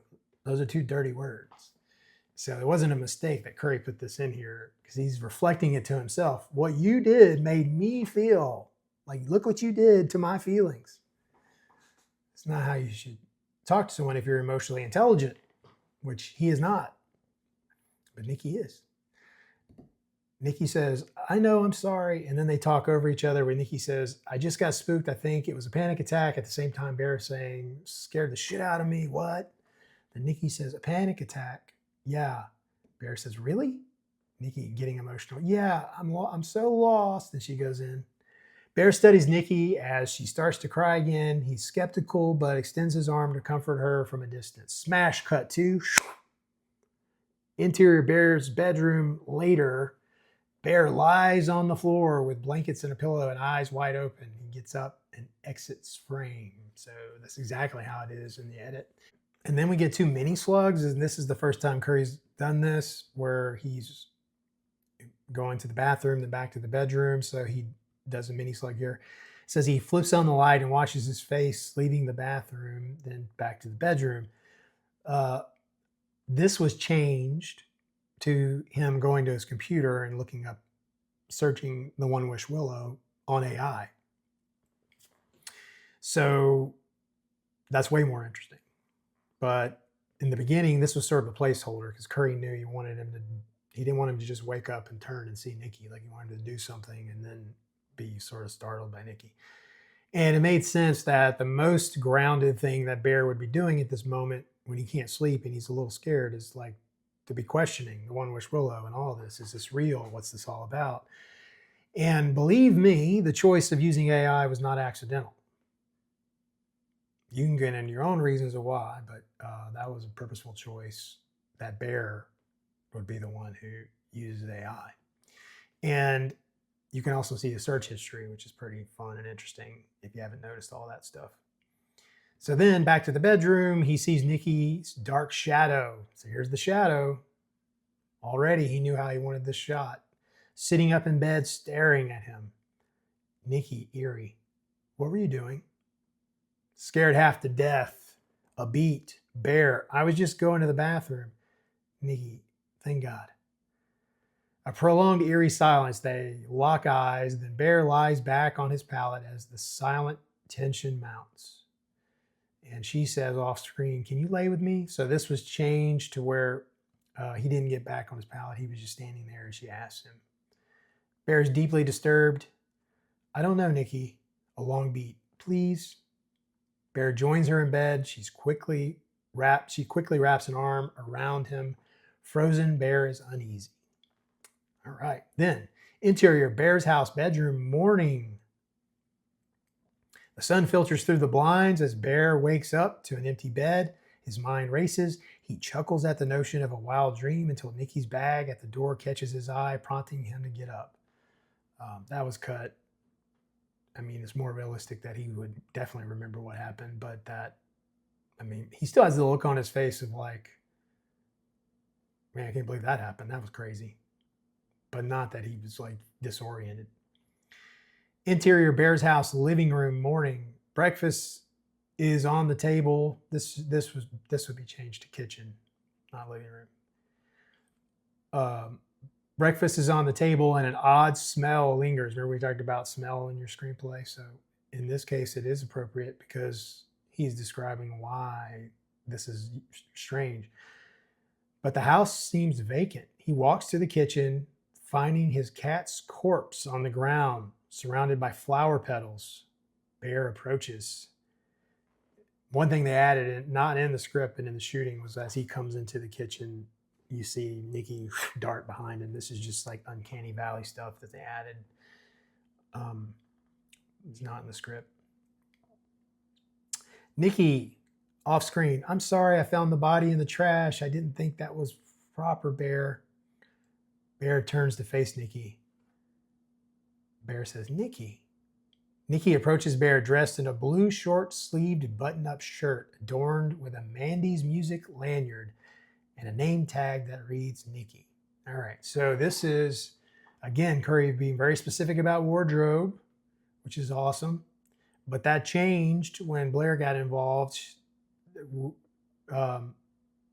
changed to the green striped shirts. Oh, no, actually, I believe those are the actual shirts that they wear at Castle's Music. So let me explain it this way.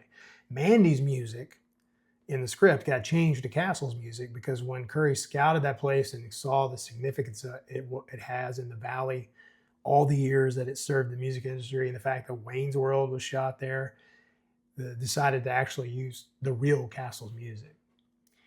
And I believe that the green striped shirt is what they actually wear. So that was easy to switch over to that.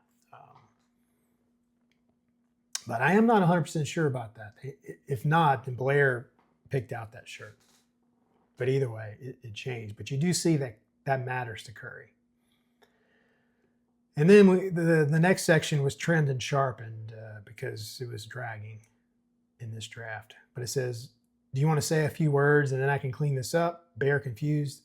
He was a good cat. So they do like a little makeshift funeral, which that doesn't happen in the film. Nikki laughs.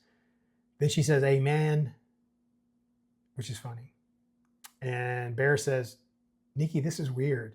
And Nikki, defensive, says, weird? Nikki adjusts herself as if she is offended by the remark. She picks up the stiff, dead cat with one hand and tosses it in the garbage, a hint of attitude in her action. Nikki, defensive, you threw him in the trash, Bear. It's not cool. Bear studies her. So for all you conspiracy theorists out there that believe Nikki is possessed by the cat, boy, does this scene add fuel to your fire. This is how someone would act if they were being possessed by the cat, don't you think? I'm not saying that's what happened. Because if we're going to believe that, then there's no, I guess you could tie it to the One Wish Willow, but if we're wanting to have series or sequels or something, let's just stick with the One Wish Willow and not possession by dead animals. Um, man, it's so fun seeing all these theories online. And like Curry says, viewers are smart. Like, don't ever think viewers are dumb and you can get something over on them. They're going to figure out what you're doing, and then they're going to figure out what you didn't know you were doing. Gotta love Curry for that. Even at his age, he's willing to admit stuff like that. Because a lot of people will be like, yeah, I mean, anytime something clever happens, they're like, yeah, that's what I meant. Curry's like, that's a great idea. It's my boy. Exterior, Mandy's Music, parking lot, day. A wide shot shows Mandy's Music featuring a large marching season discount matinee sign. Only a handful of cars are parked out front. So this happens, but it's the castle music. But then we get some stuff happening outside that was, I think it did exist in the final script, but they ended up not shooting it. Bear's car pulls up, both in uniform. Bear and Nikki exit, Bear with a backpack. As they walk, Nikki grabs Bear's hand, but he gently pulls away. Bear, shocked. Whoa, let's not do that just right now. Nikki says, yeah, gross. And that is really funny. But it was cut because Bear just got on to Nikki about the cat. And now we can't get Bear getting on to her right away in the parking lot again. It's just too much. But that would have been really funny. So like I said before, everything is in service of story, no matter how awesome it looks or how funny it is. It has to go if it doesn't serve story in the best way possible. Nikki takes a step away from him. Okay, so now we're interior Mandy's Music, continuous. Saxophones, drum sets, and guitars line the walls. We follow them as Carter, 52, the overweight boss, and Sarah's dad quickly draws Nikki's attention. And this is Andy Richter. He was a blast on set. He was only there for half a day or so, but everybody loved having him there. Carter says, Nikki, thank God. Show me that piano outlet. That's not working. It's about to get crazy, and I don't want a Karen saying no. So this is the payoff of the Karen setup, because remember I said earlier, Sarah makes fun of women by calling them Karen. Nikki's going to show her good quality, her good character by correcting Carter. Even though it's Freaky Nikki, Freaky Nikki is pulling pieces of subconscious from Nikki. As it goes on, it's harder and harder to reach some of that stuff. And here she tells Carter, no, that's not. But in the line later is, don't say that. You can't say that. Nikki's voice, distant in the background. Nikki to Carter, no, I'm not really getting you. Okay, so basically they combine those lines to her say, no, you can't say that. And this is partly because of the tracking shot, which I'm in. It's funny. That's the thing. I get like 20 messages a day, like, saw you in the movie, and I appreciate it. It's cool. I'm glad you noticed me.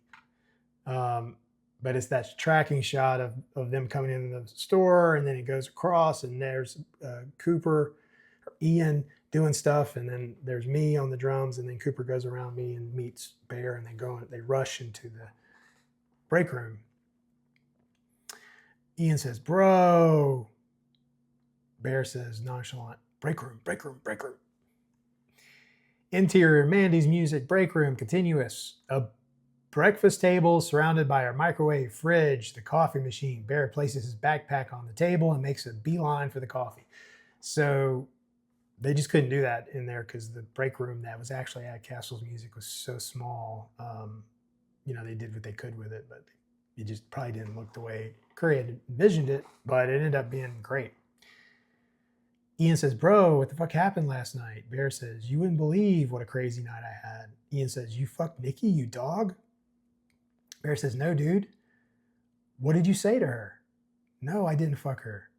I just saw you come in together. Did she sleep over? Ian, listen to me. What? Then from across the store, through the break room window, Bear sees Nikki watching him, a smile on her face. So just because of the way that things were set up, instead of looking through her window, it was through the opening, and she's at the cash register. Bear's focused on Nikki not listening anymore. Ian turns to see what captured his attention. Ian off of Nikki. What the fuck? This is our first parenthetical that says off of something, and I'm sure Curry got that from Cooper because Cooper loves him some off ofs if you read his scripts. Bear smiles at Nikki genuinely and then turns around to hide his face. Bear to Ian laughing. Laugh, laugh, laugh. Ian laughs. Ha ha ha. Nikki's like going through something. This is what Bear says. Ian says, what? And she's acting super fucking weird like she was. So this is several pages of this conversation, which pretty much a lot of, I think all of it actually ended up in the final script and ended up being shot.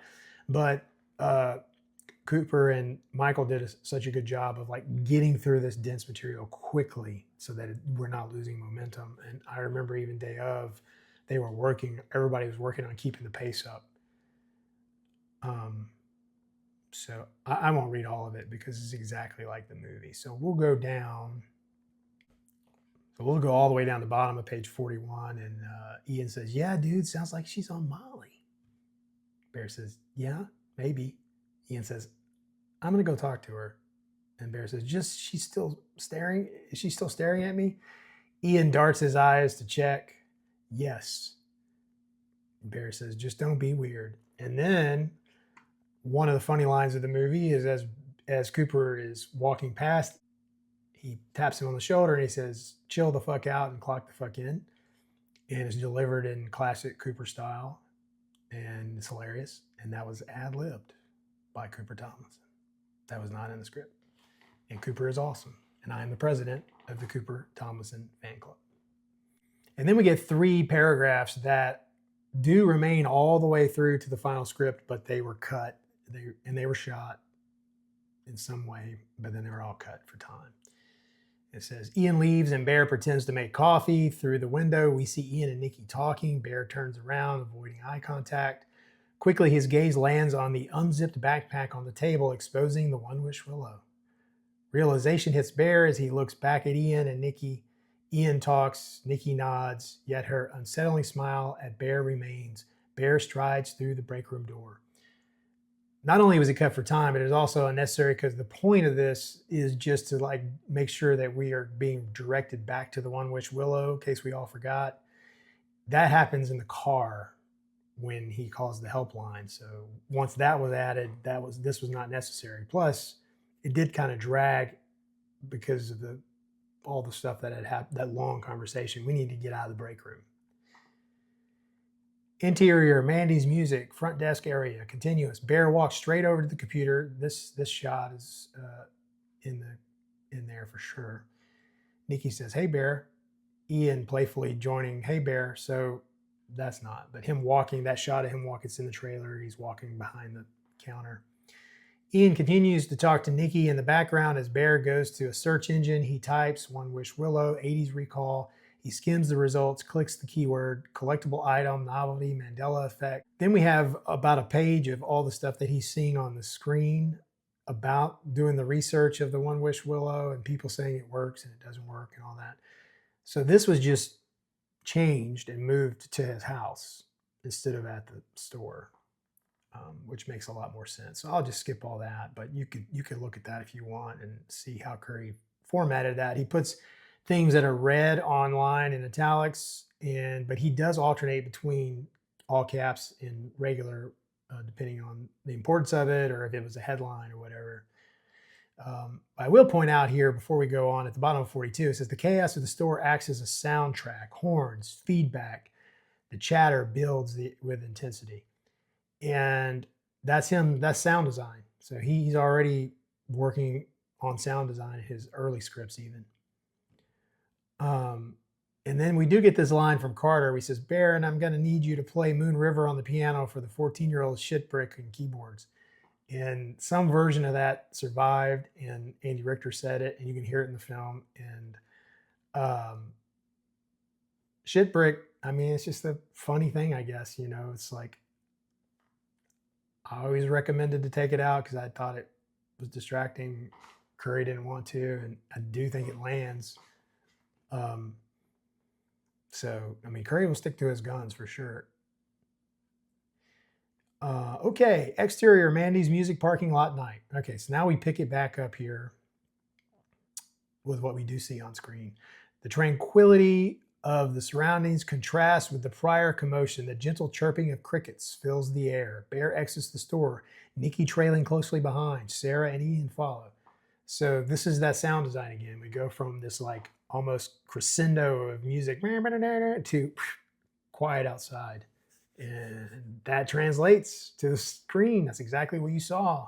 And here it is on the page in a very, very early draft. Bear says, that was intense. Nikki says, told you. Nikki begins to open Bear's passenger side door. Bear says, hey, actually, I don't know if I can take you home. Okay, so that all happens in the movie, right? But then here's something extra, these 3 lines. Nikki says, why? And Bear says, well, I need to run some errands. I'm not going straight home. And Nikki, annoyed and hurt. Okay, how am I supposed to get home then? So in the future drafts, Curry wanted Nikki to play a little more hard to get. So that's where you get Indy saying, I know, I'm not going with you. I'm going with Ian. Like she had already decided that. And that's way better. Ian approaches, I can take you. Bear says, perfect. See, Bear wants her to go with Ian. Nikki lingers on Bear's face and walks away. All right. So originally it was written in such a way like just like she would be jealous, but it works better the way it was done. Then Ian mouths to Bear, what the fuck? Okay, interior Bear's house, living room night. Bear folds laundry in the living room. That's pretty responsible of him. He's distracted. The One Wish Willow sits on the coffee table beside his open laptop with a Molly side effects article tab visible. So ixnay on the One Wish Willow. We don't need that right now. And then he does open up his laptop and he's obviously still been researching it, but well, instead of having 2 similar beats, Curry took the beat at the music store and puts it all here. So he's like doing his research and he's on the phone with Ian. Interior, exterior, Bear's house, front door, continuous. Nikki stands. Oh, I skipped a part here. It's just where there's a knock on the door and Bear jerks his head. And also, too, Uncanny Valley, they added her in the window where you think is a shadow, but it's her. That was done during the shooting. Okay, Nikki stands at the door wearing a lovely dress and full makeup. She is stunning. Nikki says, hey, Bear. Bear says, Nikki, what's up? Nikki says, I had to shower and I didn't know what to wear. And Bear says, what do you mean? Later, that line's changed to what? Which is way better. I like that a lot. Nikki says, listen, I'm really sorry about last night. Ian told me you were freaked out. Oh, no, Nikki, it's fine. I probably shouldn't have taken anything. A beat. Oh, yeah, I was on MDMA.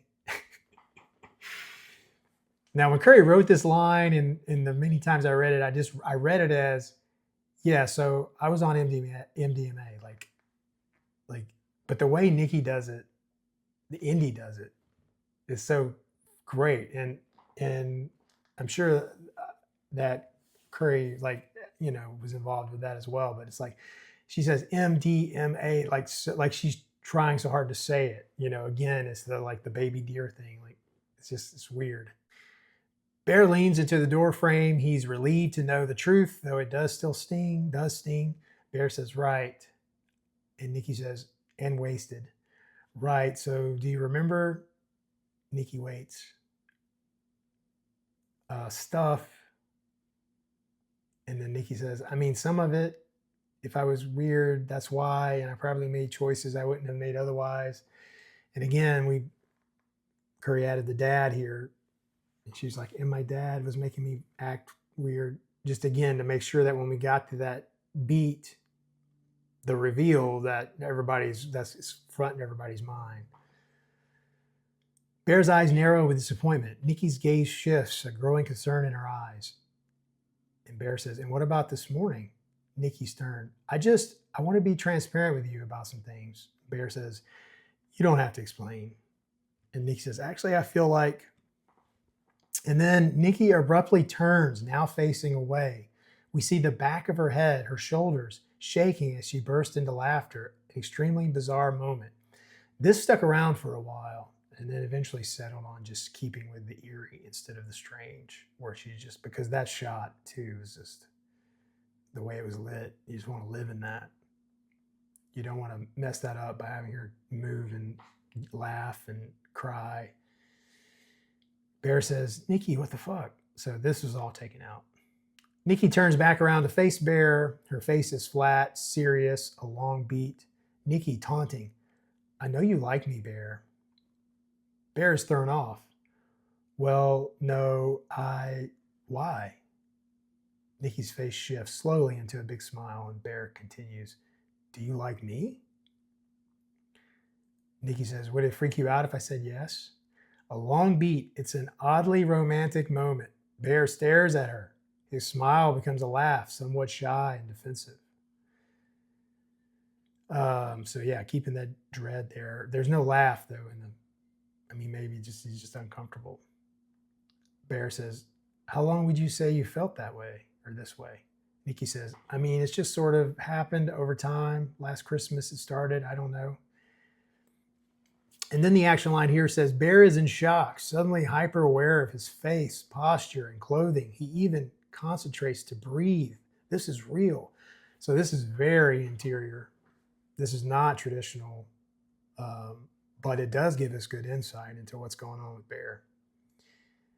Nikki says, the more we've hung out, just, I don't know, don't you have feelings for me?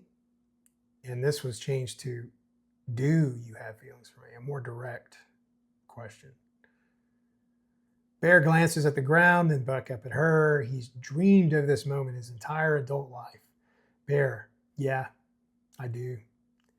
Nikki walks over, gently tugs his shirt, and wraps her arms tightly around him in a silent embrace, leaning her forehead into his shoulder. Bear's gaze stays up, lost in deep thought. So all that was cut. Okay, Bear's house, bedroom, night. The music continues within the following montage scene. So this is the second way Curry has formatted a montage. Nikki and Bear are together in bed, the room bathed in warm colors and shadows. Nikki crawls over Bear and they begin to kiss slowly with intensity. Suddenly, a stark realization flickers in Nikki's eyes, a silent scream of awareness. She snaps upright as if jolted by an unseen force. So this is a repeat beat, and this was changed pretty quickly in the other drafts because this is too similar to what happened earlier. But Nikki says, Bear, what's going on? Because she's back. Real Nikki has popped into her body for a second. Bear scrambles to his elbows, pulling away, and then Bear says, what? Nikki snaps back. Her fear morphs into a smile, and she says, nothing. And then Bear leans back, alarmed and bewildered, unwilling to go through this again. Nikki tenderly draws him back, guiding his hand to caress her face, then down her chest to between her legs. She moans, and they kiss, reigniting their passion as they hurriedly shed their clothes. All right, so this was all cut because this was too far too soon. And we didn't want people to hate Bear this early. Imagine this scene. Like she has just popped back in her body again. So now he clearly knows what's going on and then immediately doesn't care. Now we get there, but this is too early for that. And then not only that, the sex here is very graphic. It's just too early. So this was smart to cut this. But we do continue with the beautiful rom-com montage. And so here is the continuation of the montage. Interior kitchen morning, Nikki and Bear make breakfast together. Nikki and Bear eat at the table, laughing, having a good time. Interior Mandy's music store, break room day. Nikki and Bear in the break room making out. Ian sees this and thinks it's so strange. Sarah is deeply hurt by this. Nikki and Bear play the piano together at work. Carter has an uncomfortable look on his face. All that got shot. All that's in the movie. There are some extra ones too that are in there, like them looking at the AI that was made of like wanting to wear his skin. Interior Nikki's house, bedroom day. This is still a continuation of the montage. Nikki's bedroom is so, but Curry pulls back from the montage scene cuts just for a second to describe this room because it's important. It's the first time we've seen it. Nikki's bedroom. Nikki's bedroom is pink with flower decals, marching band stickers, and bookshelves full of books. Makes sense. And then we continue with the shots. Nikki and Bear look at yearbook photos together on Nikki's bed. Nikki and Bear reminisce about when they met. That was all scratched for them playing the guitar. She's leaning back. He's playing with her legs. Just more visual. Okay, and that takes us to page 48. So that's where we're going to stop. We are about halfway through the script. We are not to the second act split. The second act split for me is when they leave the restaurant and you know what happens. That to me is like the point of no return, an hour into the second half of the movie. But it does take up a lot of, this restaurant scene does take up a lot of pages, and so this is a good place to stop. So part 2, when we get back together, we'll pick it up here on page 48. That's a lot. If you stuck with me through all this, you're a Obsession superfan. If you want to know what's going on with me, you can always check out my website. It's jeff-barker.com. A lot of stuff on there of what I'm doing. I'm directing 2 short films this summer and have some other things going on. Also, I'm on the socials. I'm easy to find, and I'd love to connect with you on there. And most of all, I just want to thank you for hanging out with me. This is so awesome. I've been doing these videos for a long time, and when I started, no one watched, which was fine because I was getting a lot out of it. But now it feels like when I do it, there are actually people out there. Hello, hello. All right, well, we will be back next time with the second half of Obsession. I'll see you then. Thank you for watching my dad's podcast.